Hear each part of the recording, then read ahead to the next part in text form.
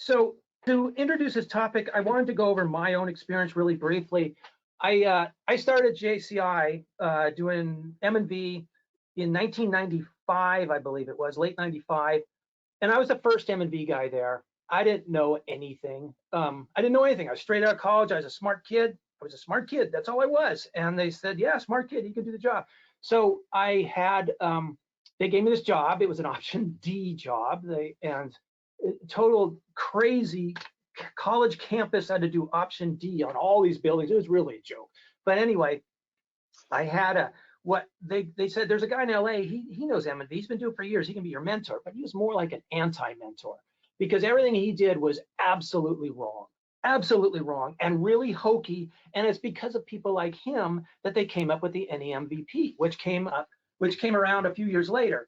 And what the NEMVP is the precursor to the IPMVP, and it was kind of like a guidebook. Look, this is how you do M&V. And that was so useful to me. And you know, being a guy, I didn't have any common sense. I had no experience, but I had a little bit of smarts, analytical, whatever.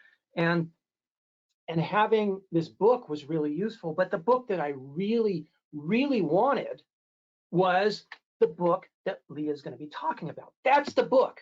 That is the book that every M&V person should have, and not just everyone, but the new ones especially, because this is the book that explains, you know, when you should do an adjustment, you know, when there is an event that causes you to have to do an adjustment, and then it gives you a whole list of ways to handle it, some of which ESCO people I don't think are doing, and maybe they should be. Let me see, I have a few notes here, so just hold on a sec here. Okay, so in M&V, the biggest problem, as you know, is modifications. In metrics language, we call baseline modifications. The IPMVP world and most of the world calls them non-routine adjustments.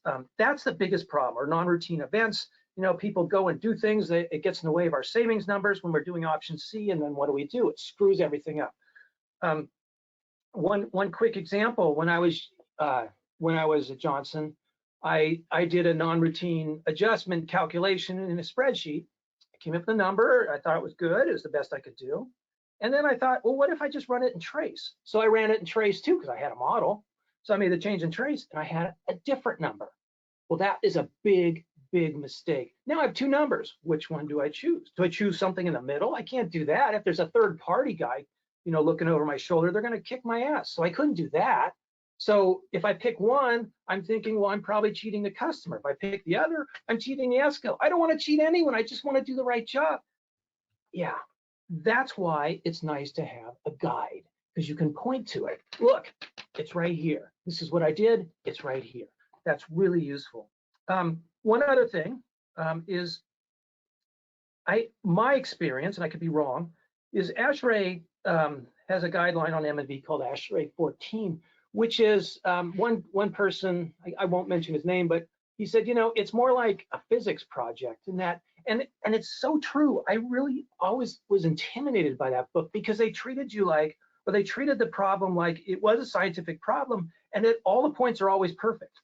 And it's like, if you can't get a nice regression with, you know, their CVRMSE target and all this other stuff, without, you know, then there's something wrong with you. Or you shouldn't use option C. You cannot deselect points. I called one guy on the committee. I said, you know, what about deselecting points? Sometimes you got to deselect the point. He's like, no, you can't do that. You can't do that. Not if you're going to do option C. And it's like, oh, are you serious? And it's like, that's what I like about this approach. These folks who wrote this this book, the one Lia's going to be talking about. Well, Lia's the one that wrote it, but it's a more gentle approach. They understand stuff doesn't always work like it's supposed to. It's just how it is. There are problems in every human endeavor, and especially in M&V, and this helps you to deal with it. Let's see, a couple other points. ESCOs, in my experience, when they run into you know, non-routine events and they need to make an adjustment or a baseline modification, we mostly do hand calcs. At least I see a lot of that. And then sometimes we also use eQuest or Trace to do some modeling or something like that. And hopefully maybe we have a submeter, but often it's just hand calcs. We do the best we can. And you're going to find that this manual, or this, I don't know what you call it, guideline or whatever it is, it doesn't really like this. And I hope this is something that Lia is going to go over a little bit on the viewpoint of what it thinks about, or what they think about hand calcs. And one other thing, and this is my last point, Lia, so then you can get going, and that is there is an easier method. And I would really like easier than hand calcs, which is something I never thought of. I've never seen anyone do it. I've been around ESCO projects for over 20 years now, but I've never seen it. But maybe you guys are doing it. I just don't know about it. And that's your what do you call it? Routine? Oh, NRA method 1. And I was hoping, Lia, you can go over NRA method 1. Okay. You bet. One last point, and that is that this book was written mostly, it seems like it's mostly slanted towards interval data, but there's a lot of us ESCO people are using monthly, and some of us are using interval data and putting it into weekly or maybe into daily. Even if it's monthly, there's a lot of knowledge that is in this book, and this is a lot of knowledge that a lot of us who've been in the business for 20 years don't even have. So it's really a great book, even if you're a pro, like even if you're someone in charge of M&V, you've been doing this for 20 years, 30 years, like, you know, Brian Klippinger or Jose Sanchez, you know, Karen Mann, Larry O'Neill, you know, Marco Clerks, guys like that, or Sandra Spencer, all of those folks, you know, there's things in this book you don't know that you wish you did. So I really strongly recommend this book. Okay, so really quickly, Lia is the one who was behind writing this book. I mean, I don't know if it was her idea or not, but she was you're the principal author. Is that correct? That's correct. She's been in M&V longer than I've been working in the business. I'm older than her, but she's been in the business longer than me. She started as a design engineer. She worked for Schiller. So some of you old timers might remember who Schiller was, but Schiller was a group of really heavyweights in the M&V business, and they're the ones who wrote a lot of the standards. I think they wrote the standards, or at least they were the ones that provided guidance to the industry. And they got bought by, I guess they got bought by Nexen, and then she ended up working for an ESCO. So, and you did M&V for Nexen, is that right? I did. I worked for an ESCO prior to working for Schiller. Oh, even that. So there you go. So she's worked on the ESCO side, but she worked for PCI for quite a long time. She was a commissioning person, and they were, I think, mostly a utility program organization. They got bought by Clear Result, a utility organization. So she's worked on both sides. She's been involved with one of the principal authors of M&V guidelines. And I know I really kind of skipped over your bio. I think I pretty much told what you did. And yeah, you're part of the IPMVP technical committee. She's in all those technical committees. She is in the middle of most of what's going on. That's it. I'm done with my intro. It's up to you, Lia. Thank you. That was very nice intro. Hi, everybody. I'm Lia. Thanks for the intro and the support of the document.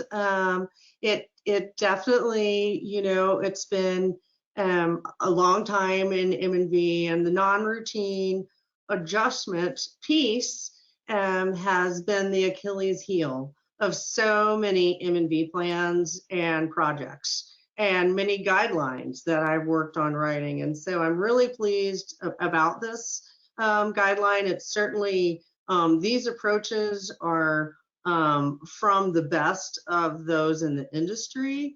I worked with many in technical working groups and public reviews to get these consolidated. And you know, I think we're going to have another revision of this document just to tighten it up a little bit, I hope in the next year or so. But just real quickly, I'm from Georgia Tech. I live in Bend, Oregon. I had a big stopover in Boulder, Colorado before I made it this far.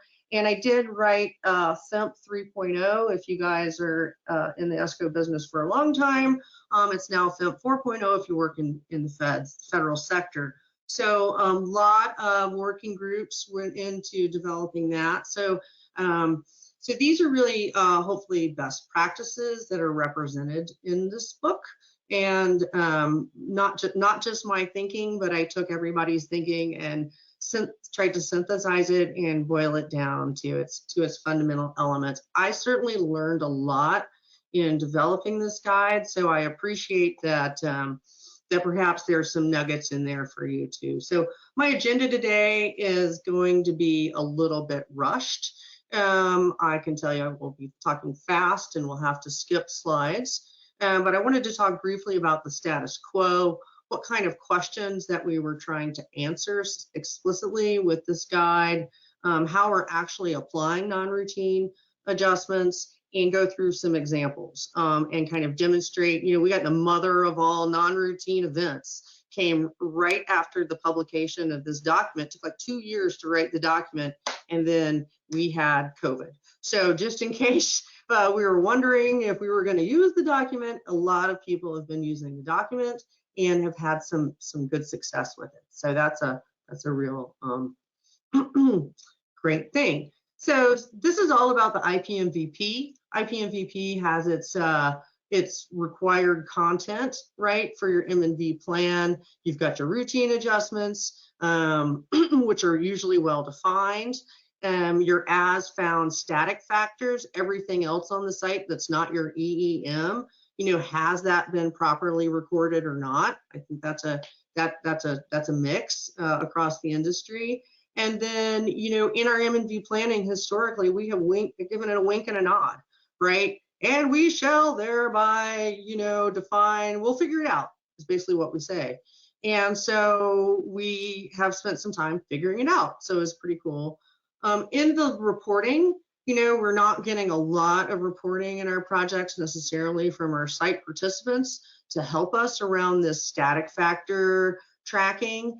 And then historically, when have non-routine adjustments been applied? I mean, I hate to say it, but there's an article out there called Stop the Non-Routine Adjustment Abuse. One of my colleagues wrote, because it was only during saving shortfalls that non-routine adjustments would be considered. And that obviously is not easy. That's not fair game. So our questions were articulated in this document last year, which was basically a snapshot on advanced measurement and verification, trying to figure out what the heck was going on. But the salient questions around non-routine events that arose were, well, how do you identify these non-routine events? We've had these lists of them for years, and then when do you need to make a non-routine adjustment, and how do you actually do that? And, as John said, I've been doing this for a long time. I've been working on a lot of guidelines, a lot of projects, and this has really been a gap. And so it's super important. There's I spent a ridiculous amount of thinking around this topic over the last couple of years. And then, subsequent to writing this guide, we did come out with a COVID specific addendum functionally, which we do have, which is where these examples that I'm going to show you today, some of those are from.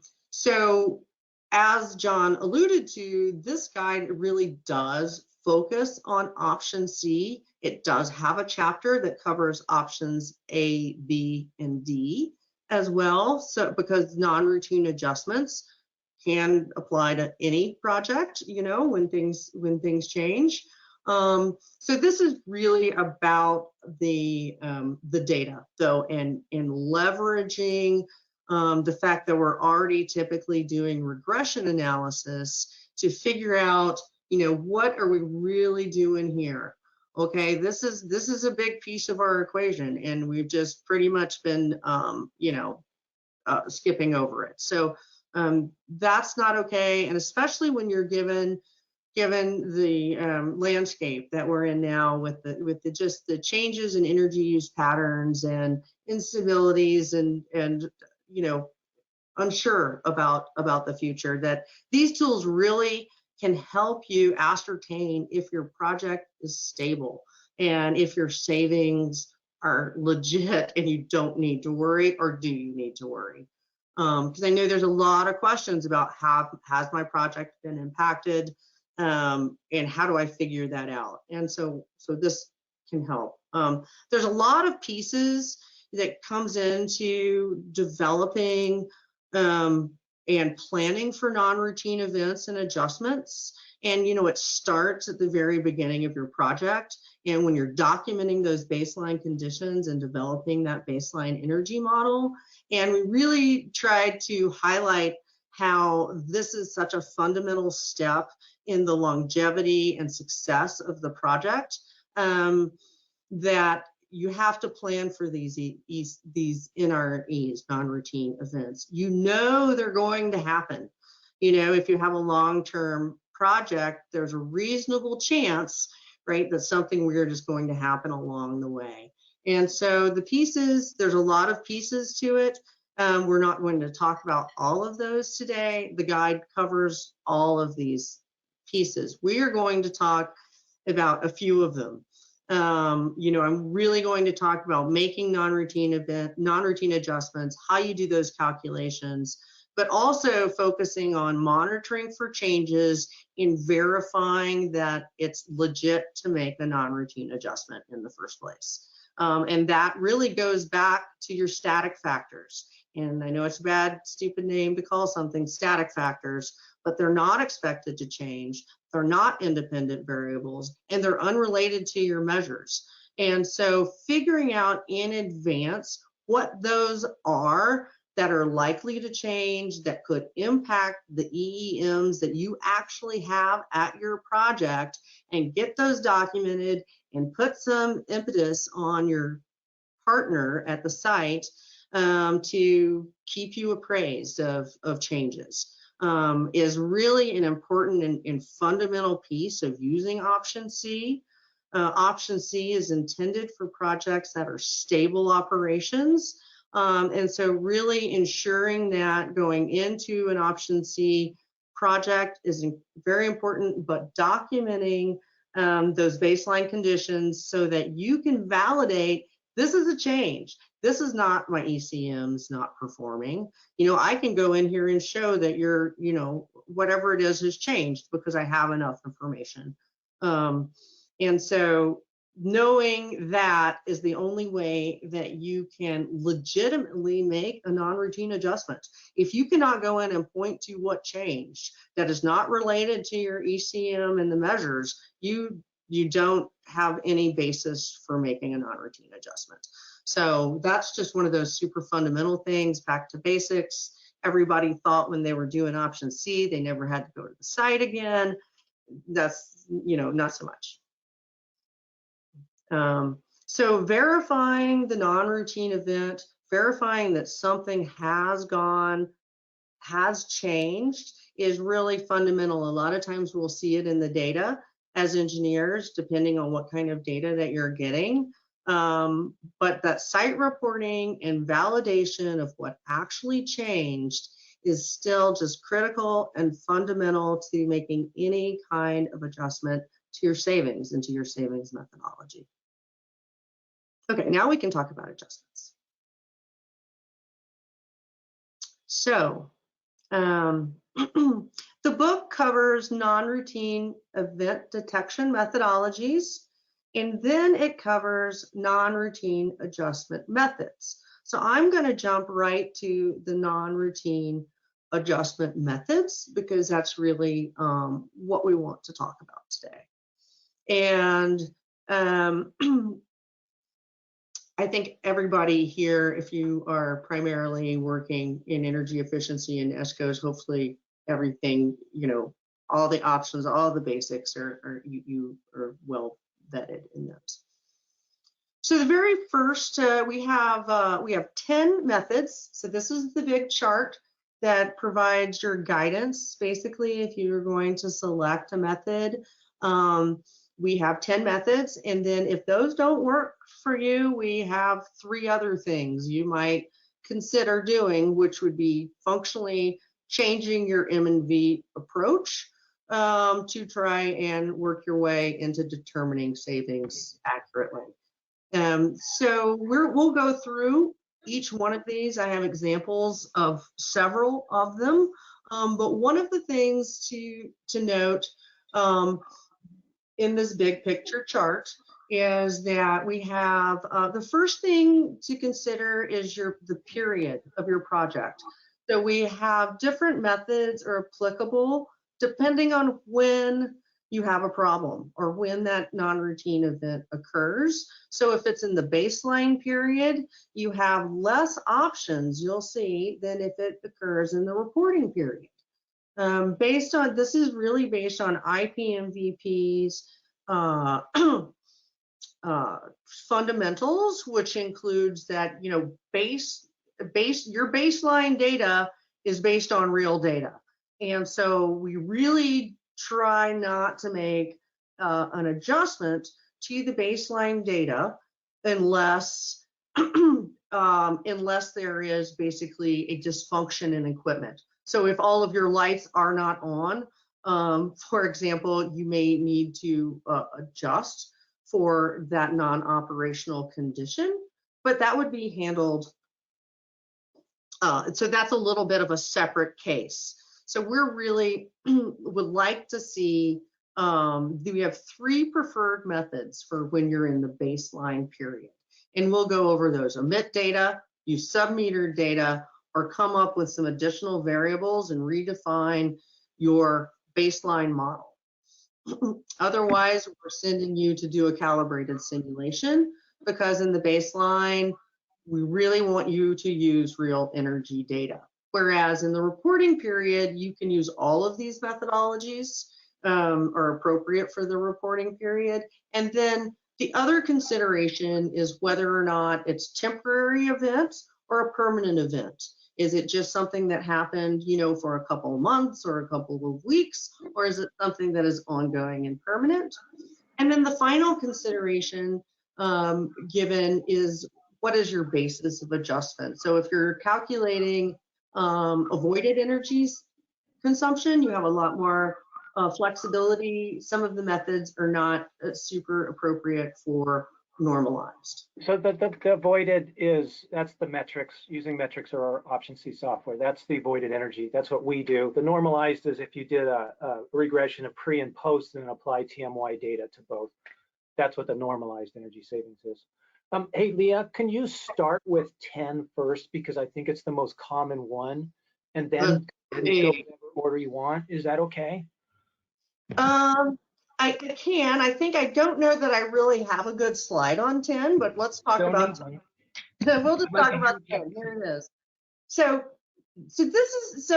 keep in mind that these methods are intended for when you're using option C, right? So you're using an option C, this whole building, you typically utility meter data.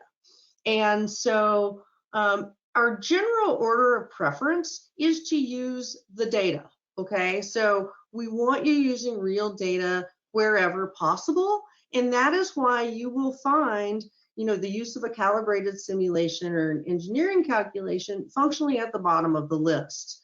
We are doing a real M&V here. We are measuring energy and other parameters. And so that's our first go-to. Our second go-to, if you're using an option C and you have a regression-based or other kind of a mathematical model, is you use these non-routine adjustment methods 4 through 8. These are basically kind of all in a bucket. 4 through 8 are just, you know, you can kind of pick them apart. They're a little bit different. 5 through 8 are very similar. 4 is sort of a shortcut that you can use in some cases. Now, come down to number 9, calibrated simulation. That, just like John said in his entry, he had to do an option D, calibrated simulation on a campus. Very expensive, very labor intensive. Not usually the go-to on our projects. And then there's the engineering calculations.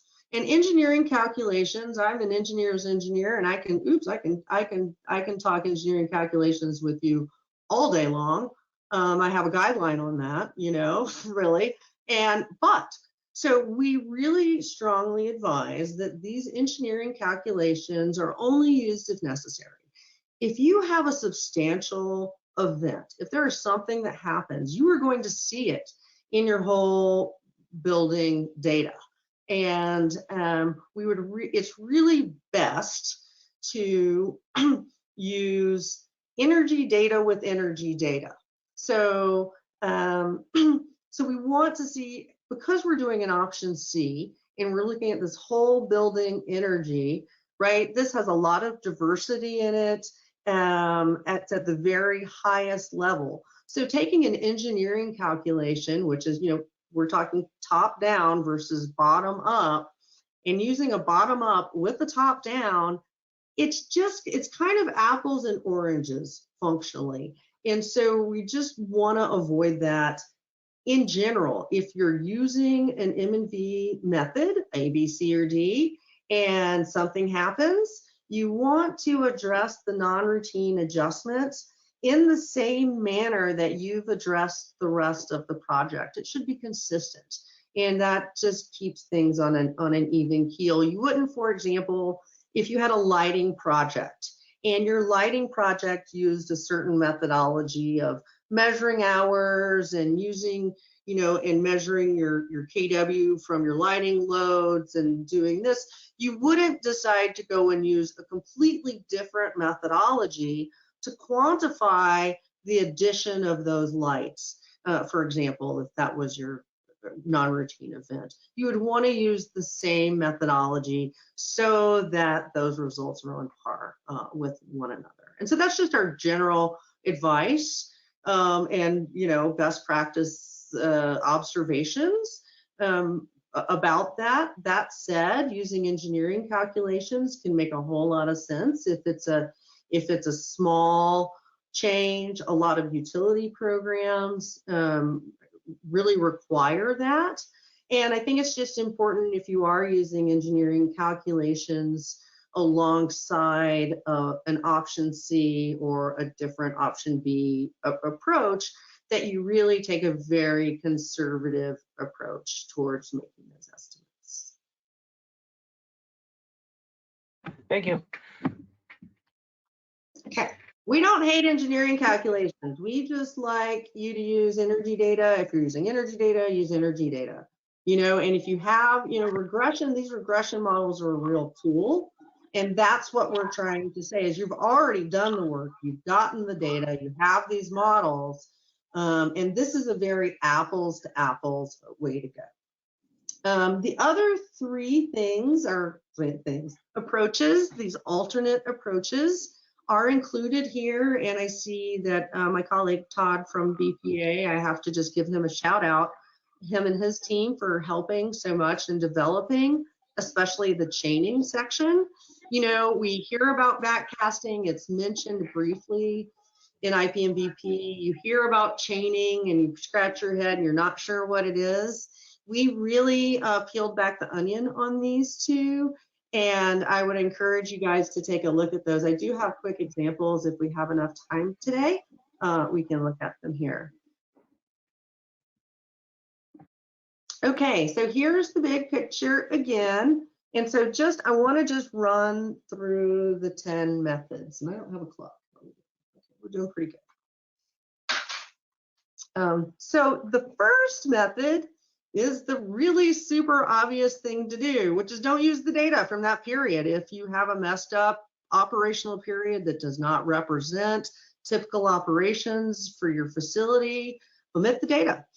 Right, but there's a limit to that. You can only do that if it's a short-term event, and you can only do that if it doesn't skew your model. So ASHRAE guideline 14, everybody's favorite, does recommend 25%, but basically you just can't get rid of all of your data. It will mess up your model. So that's fine. Reporting period, I think that's more of a contractual decision potentially about how you handle those, but you just need to make sure that it hasn't messed up your model, that you haven't really diminished your coverage. Let's just say it's if it's a period during summer and you've eliminated all of your hot weather coverage, that would be a problem, or an operating mode. If you're not seeing that second or third stage of cooling kicked in, then you're not doing yourselves any favors by omitting that data.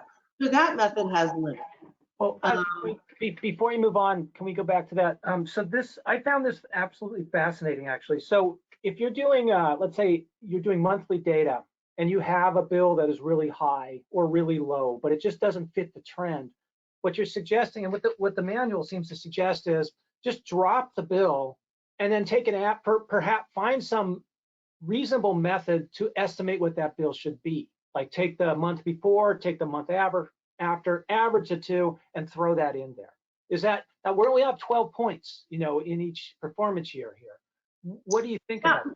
I have to say, John, I haven't really given it a ton of thought on the monthly. It was, I am working on an option C guide right now, and I'm going to have a section on monthly.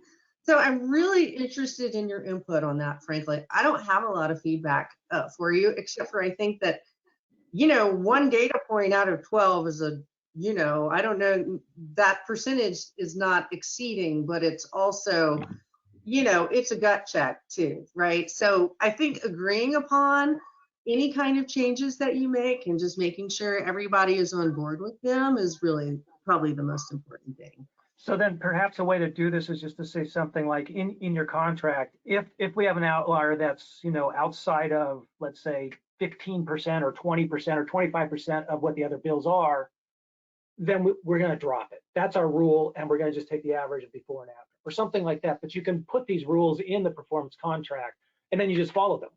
That might be a very simple way to handle some of these outliers that happen in a performance period. I mean, you're saying, yeah, I understand you're saying, you're not going to state that, but that's kind of what the manual says, but that manual is written mostly for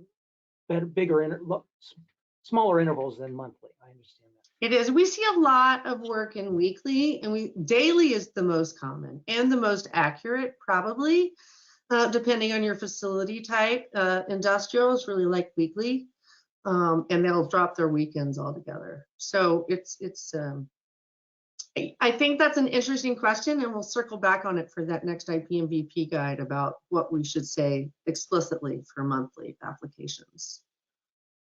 Obviously, method 2 is get yourself some sub-metered energy data.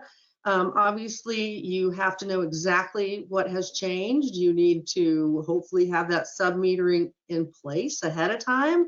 Otherwise, you have not captured the change. So it requires this pre-planning, and it's a crossover with the retrofit isolation approaches, really. And a lot of these new buildings, however, do have those EMIS systems that have a lot of, at least at a high level, can have some sub-metering.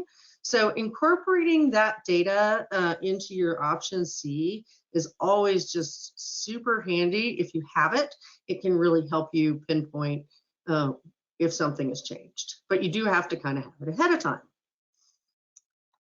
Let's see. So number 3, this is what we would like everyone to do, and it's only capable in very, one-off cases, I would say, but looking for that other variable for your project, especially if you feel like you have an ongoing impact from something like COVID.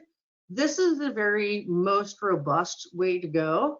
And, we've coined the phrase, making the non-routine routine. So if we can get the change captured. So for example, I have an example here from COVID, but if you can include an occupancy or a load variable is what we have found to be the most effective. We have an example in our COVID paper using this method number 3. On the left here is the original baseline model, which is great, right? And but on the right, they had to search because COVID, they basically shut down a wing of the building. And so they had to find another variable, and they were very lucky in this particular instance to have VFD speed on the air handlers. And so they were able to use the historic log of the VFD speeds for the facility and make a weighted average, based on based on the size of the motors, and to create this new baseline. So you can see it's quite a bit better. But more importantly, it represents both the baseline and the reporting period conditions. And so for them, their adjustment was updating the M&V plan to create this new model. So that's kind of an ideal scenario. If you're able to pull it off, that's certainly a clever way to go.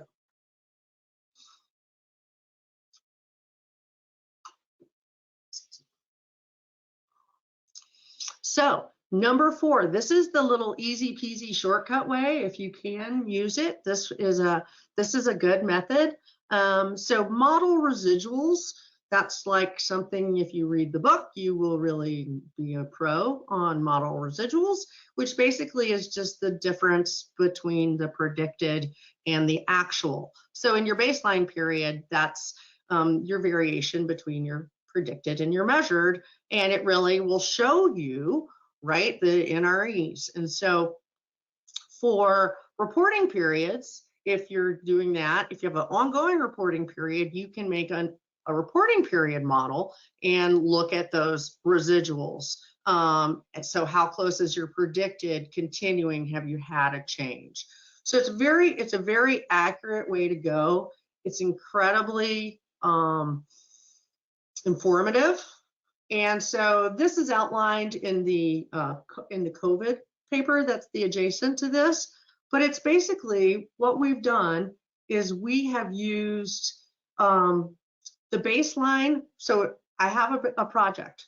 It's in its baseline period, and COVID is in the baseline. And crap, COVID's in the baseline, right? Well, how much has it affected it? Well, I'm not sure. So what I do is I took a year of data before the current year, which has the COVID in it.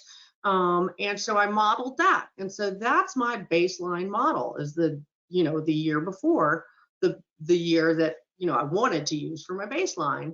And so I adjust the model, right, for the weather and whatever other variables we have into the COVID period conditions, and check the residuals from the model.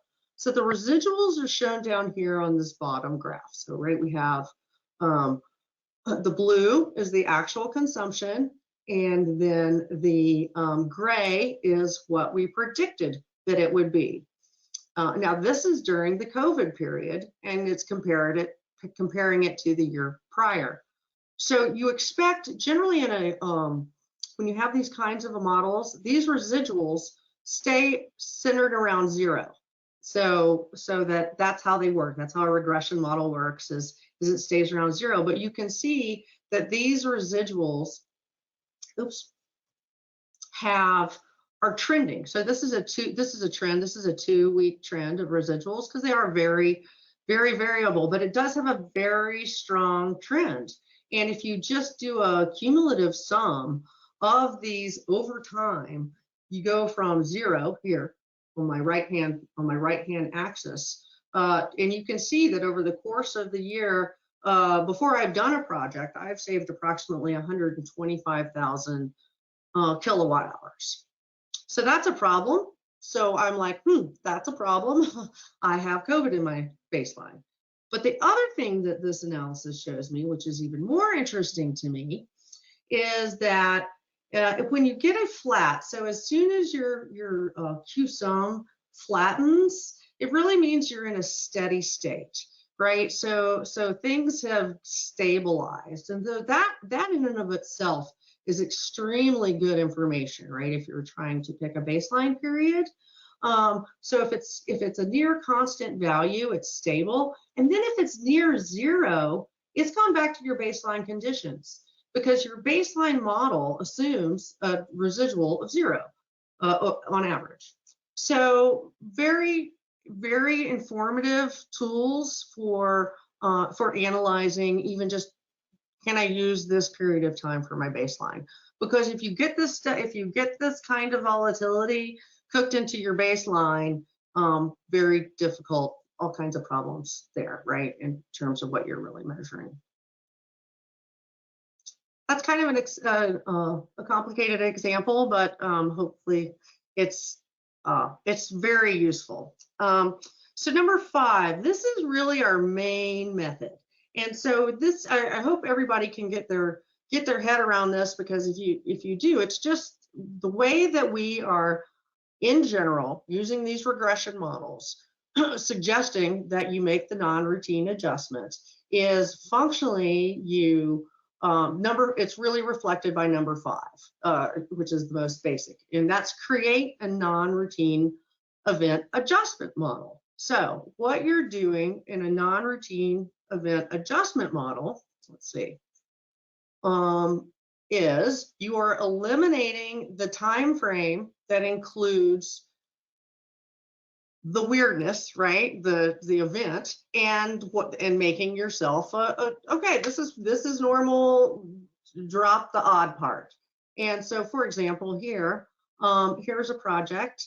It's a multi-year project, and they're cruising along, it's looking great. But a year 2 was, well, last year. So that hit the COVID, and you can see this is a Q sum of the savings, and you can see how that slope changes. And it's a minor change, but the slope is the rate of savings accumulation. And so this shows that we've increased by about 10% over the previous year, but we know nothing in our efficiency project has changed. And so these are suspected COVID savings, right? So what we've done here is taken that same method that we used in the last example, is we've created an adjustment model using the last 12 months of data prior to COVID. Now this is in the performance period in this particular project, right?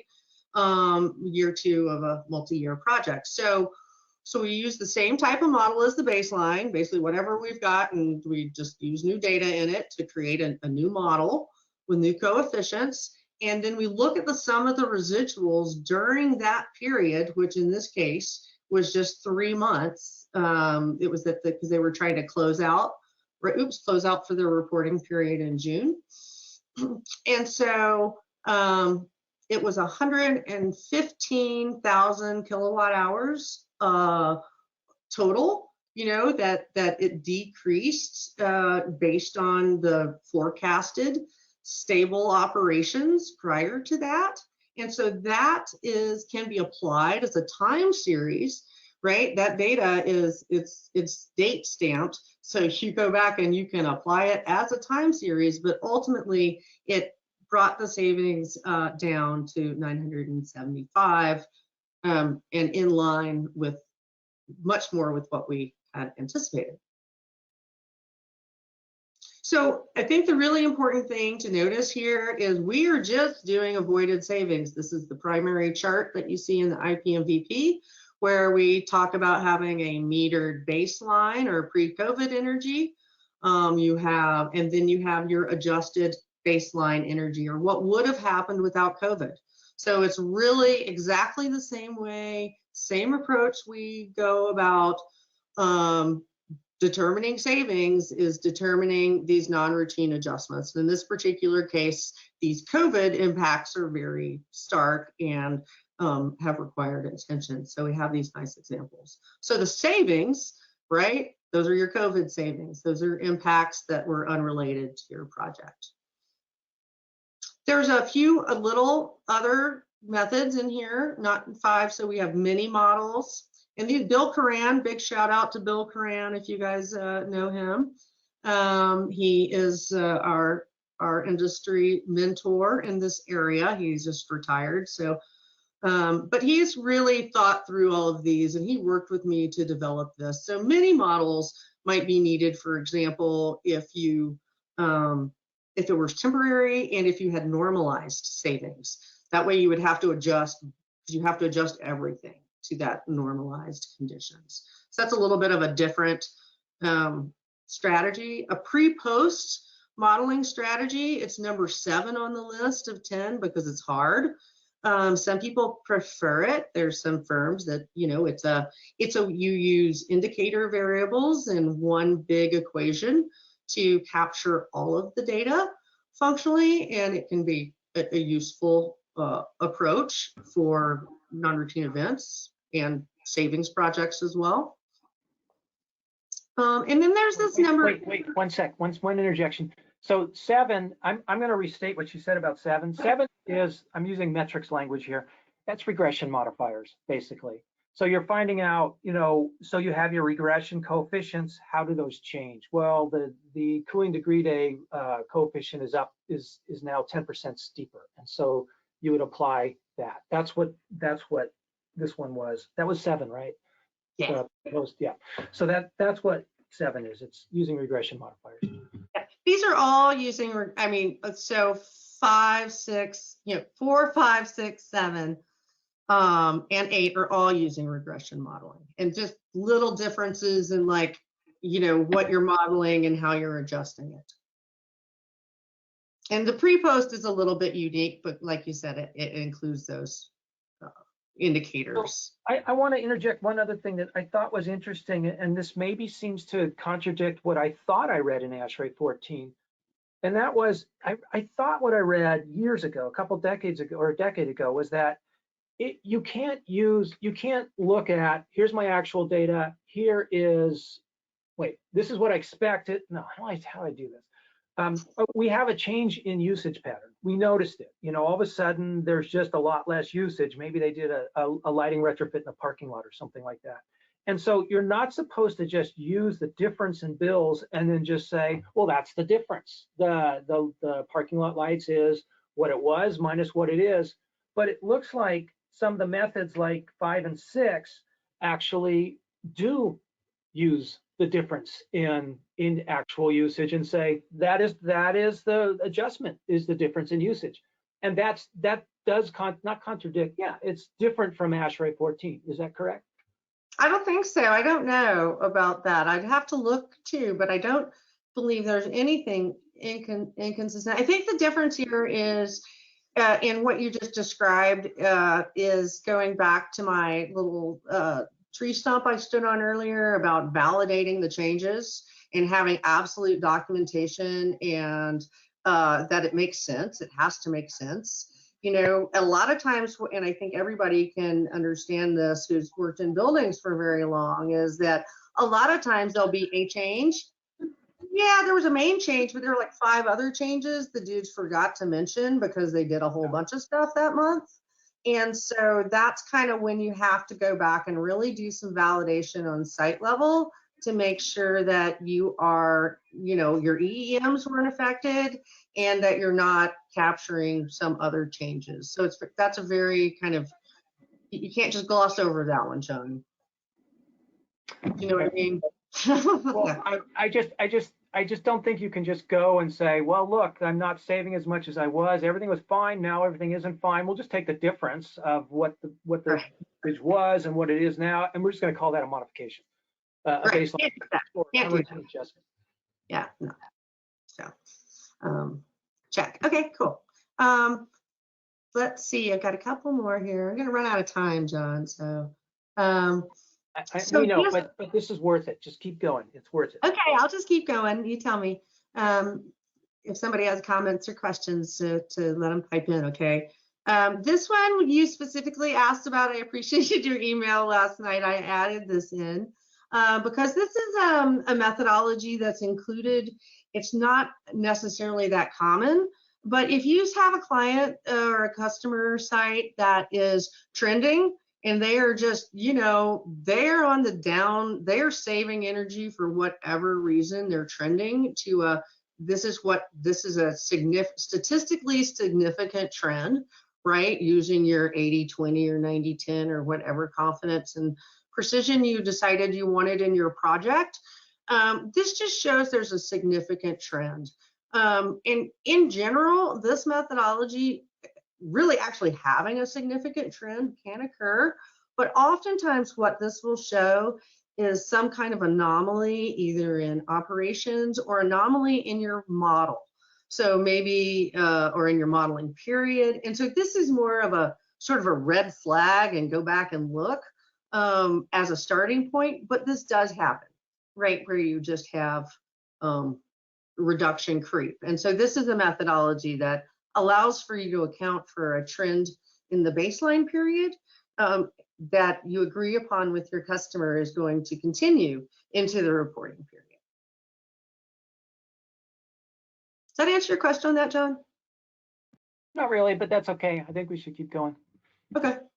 Backcasting. This is one of the alternate methods, and I wanted to just, this is one of the ones that has like honorable mention in IPMVP, and we did add a little bit of coverage to it for the update that's upcoming, but we do have a special equation for it, and I think that's the part that everybody has to get on board with to really understand what backcasting is.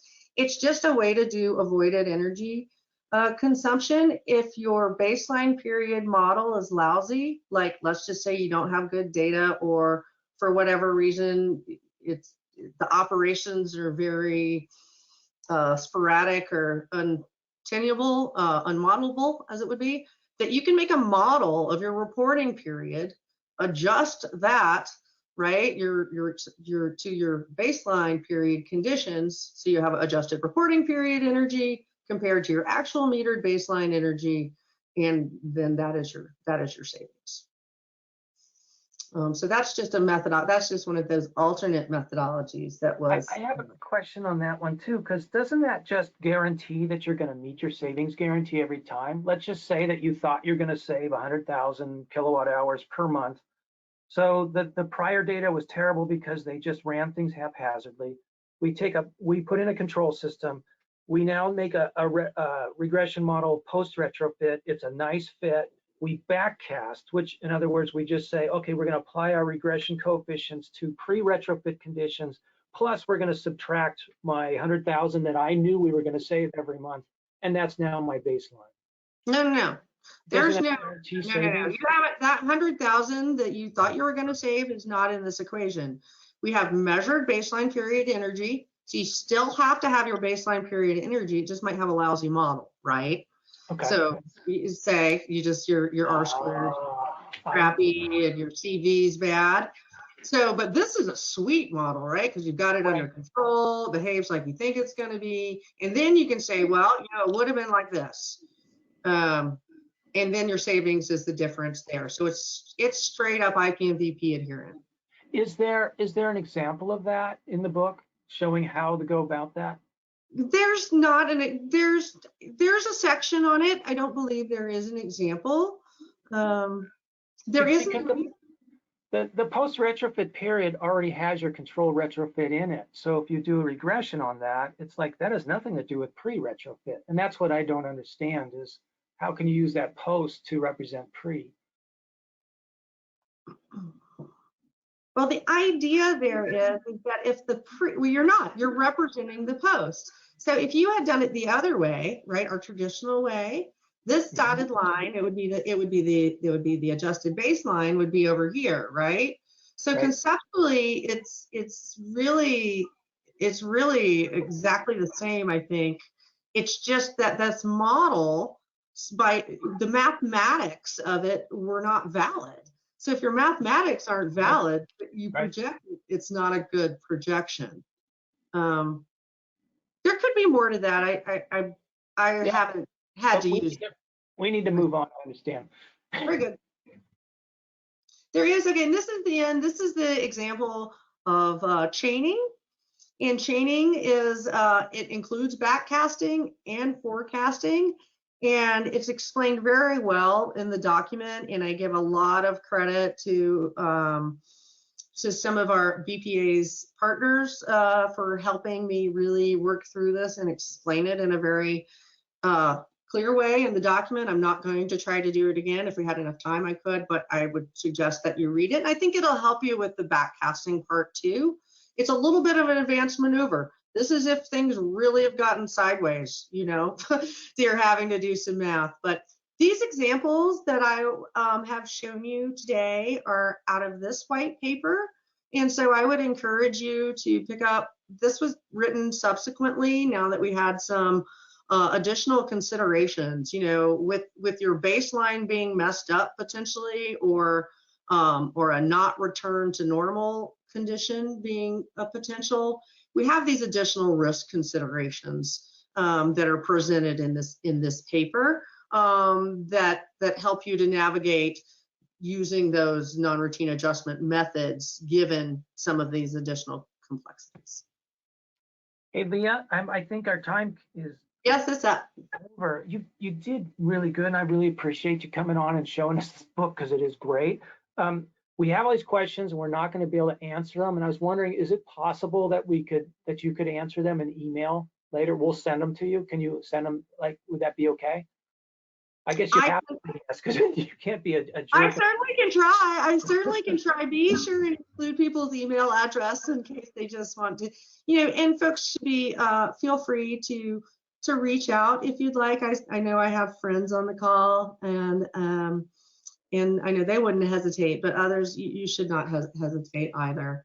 And you should give your contact information. Yeah, it's here. Let me just here we go. So my email is lwebster@facilityenergysolutions.com. And my website has all of these documents posted on it, along with lots of other groovy M&V stuff. One last thing is there is a cost accounting of non-routine events that go unseen. So don't forget about the hidden ching ching ching cost calculator running. That's good. Do you have any last points, Leah, before Tyler jumps in? My last point is we have a new IPMVP coming out. We're really excited. And I'm leading a working group also for an application guide on option C, as I mentioned earlier. So if anybody is interested in the option C application guide and wants to help me and get involved in that working group, please give me a shout out. Does Evo need to know who downloads it, or can we just pass it along the document? So Evo wants you to make a free account and to download the document so that you can get the newsletter and know that we've got new IPMVP coming out. I did put them on my website, so if you don't feel like filling out the IPMVP form, go poke around on the document website on facilityenergysolutions.com. So maybe we won't include the doc, but you can go to Leah's site, and we'll include that link certainly to on the email. Okay, good. Thanks, everyone. I appreciate you coming. It's nice to see you all again after we missed last month. I wish I got to see everybody. Hi, bye. Have a great day.